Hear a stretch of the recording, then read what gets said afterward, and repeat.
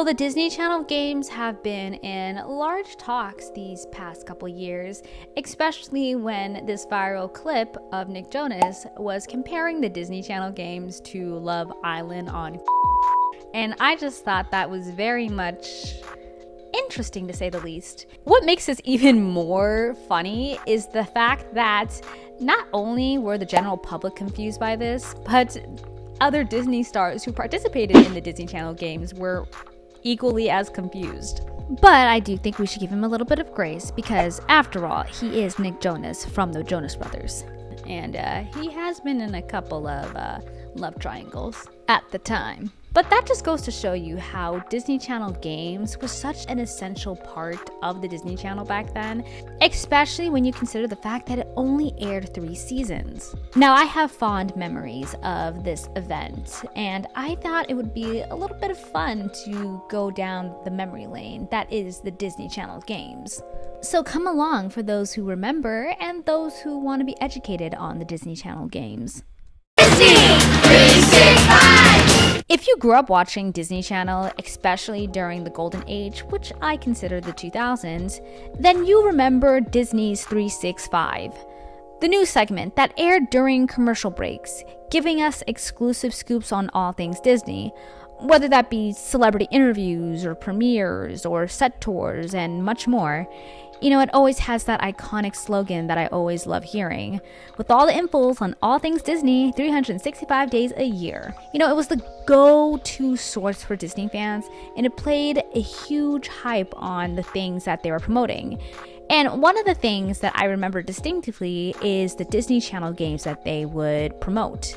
I have a distinct memory back in 2007 where Disney would air on 365 Disney stars who would arrive at Walt Disney World Resort to prepare for the Disney Channel games. Filming took place at ESPN's Wide World of Sports complex, and fans got a glimpse of stars such as Miley Cyrus, Brenda Song, Cole Sprouse, the Cheetah Girls, and much more. Now, every time there is talks of the Disney Channel games, everyone talks about Season 3, which was aired in 2008, and it was the last of the Disney Channel games. But I'm here to talk about Season 2, which I think was the peak of the Disney Channel games. Unlike 2008, which had no crowds, 2007 featured a full arena of fans. It felt like a real event. We had hosts such as Phil Lewis and Brian Stepanek, who were both known from The Sweet Life of Zack and Cody, who were able to jump off of each other and be able to have funny quips and funny quotes with one another, to be able to hype up the crowd and to be able to just be a funny duo host. And I feel like that's just more fun than just being a solo host. Though 2007 wasn't as star-studded as 2008, we actually had some inclusivity in the teams that were featured in the games. Of course, we have your typical US Disney stars such as the Cheetah Girls and High School Musical cast and The Sweet Life of Zack and Cody and Corey in the House. And who can forget Hannah Montana? But we also have some other Disney stars from other countries, and you know, it's really hard to believe that there's other Disney channels that is not just US based. Some from Mexico, Italy, Germany, the UK, France, Japan, and so much more. We had performances by Corbin Bleu, Hannah Montana and Miley Cyrus, the Cheetah Girls, and the Jonas Brothers. While the Disney Channel games were all pure fun for the audience, in a hindsight, it was much more deeper. All 4 teams had to play for a nonprofit organization that adds a layer of purpose in the competition. The red team would support the Make-A-Wish Foundation. The blue team would play for the Starlight Starbright Foundation. The yellow team would represent UNICEF. And the green team would compete on behalf of the Boys and Girls Club of America. What also added a little bit of fun was the animated characters that were in the stands of the event, such as Kim Possible, American Dragon, The Replacements, and The Emperor's New School, which were all cartoons back in the day.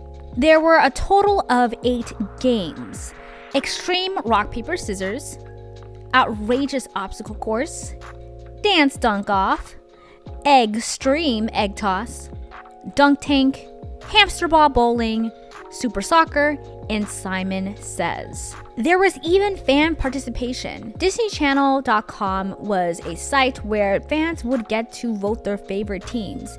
And this would result in some twists in the games where a team would ultimately win, but because of fan favorites, another team would win. Like, let's review some of the winners of each of the games. For Extreme Rock Paper Scissors, the yellow team won. Outrageous Obstacle Course, the red team won. Dance Dunk Off, the blue team. Egg Stream Egg Toss, the yellow team won. The Dunk Tank would be Team Green. Hamster Ball Bowling, Team Yellow. Super Soccer, Team Yellow. And Simon Says, Team Red. You see where I'm going at, right?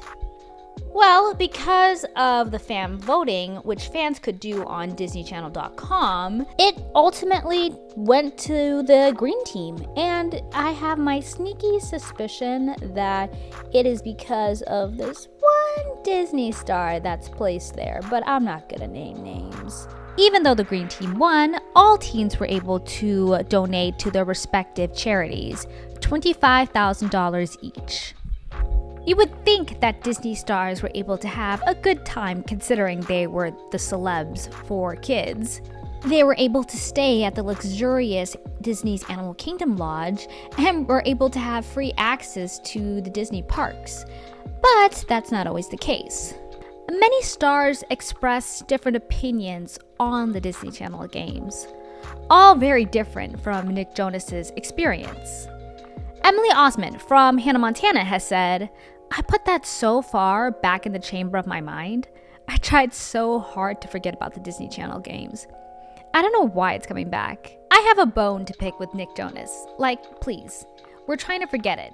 Unpaid 1 week in Disneyland, where we just sweat our butts off. Yeah, that was real fun." High School Musical stars Lucas Gabriel and Corbin Bleu also voiced their opinions on the Disney Channel games. Nick Jonas recently said that the Disney Channel games was like Love Island on What it really was like Love Island on Do you agree with this statement? What? I don't know what he's saying. I don't know why. At? I remember the Disney Channel games as just being hot and sweaty and muggy because we were in Orlando, right? Yes, we did shoot at Disney World. And I was just worried that everyone, like, I was being like Papa Bear and looking at all these kids just sweating and be like, make sure we get waters for everybody. We don't want anyone dehydrating and fainting. I feel like Nick's experience probably was completely different. My entire family went. Oh. So I don't think the Love Island experience with my family would necessarily be the right metaphor. Your mom would have not allowed that to happen. Let's see what happens. Yeah. On May 15, 2009, Disney launched Friends for Change, an environmental campaign focused on encouraging kids and teens to take action on environmental and social issues. The campaign gained massive attention thanks to its star-studded promos, which features major Disney stars at the time, featuring the three Jonas Brothers, Miley Cyrus, Selena Gomez, and Demi Lovato. Building on the momentum, Disney premiered the Friends for Change games in 2011. The special event attracted 4.9 million viewers, featuring rising stars like Zendaya, Bella Thorne, China Anne McClain, Debbie Ryan, and more. The memories of the Disney Channel games were very prolific. I mean, the bright t-shirts, the epic theme songs, the games was definitely something that, even though it was another event to little old me, looking back, it was just something that was huge and something that I really appreciate now, even in adulthood. For those who remember the Disney Channel games, comment down below what team you were. Were you team red, green, yellow, or blue? I'll see you guys next time. Bye!